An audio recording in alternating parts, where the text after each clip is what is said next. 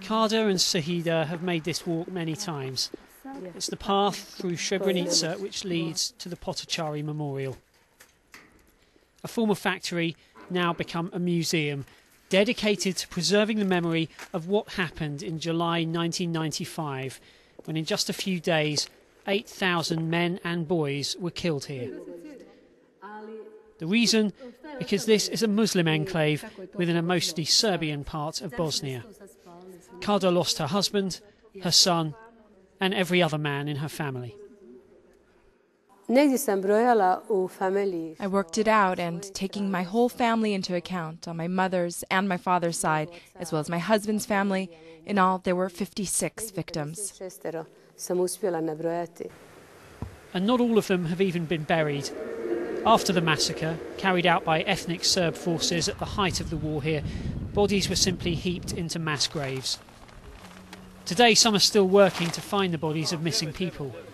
It's a vital process for the families and also a crucial basis for the work of the International Criminal Tribunal, which is hearing the war crime trials of those held responsible.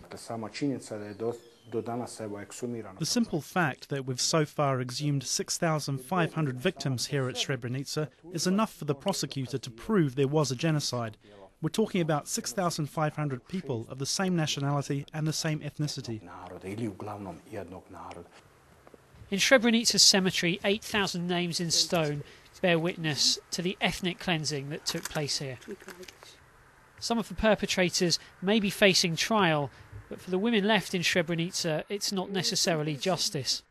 Let me tell you just one thing. No verdict will be enough. Even if we talk of 40 years or something like that, even if they're locked up for good. We, the families, aren't satisfied with the verdicts that have been handed down so far, even the more stringent punishments. For every one of them, the verdict should involve a sentence for genocide. 6 people have already been sentenced at the UN court over the Srebrenica massacre, but only 2 convicted of genocide. The former chief of the Bosnian Serb army, Ratko Mladic, was the top military man with command over what happened at Srebrenica, Europe's worst massacre since the Second World War. But he's still on the run.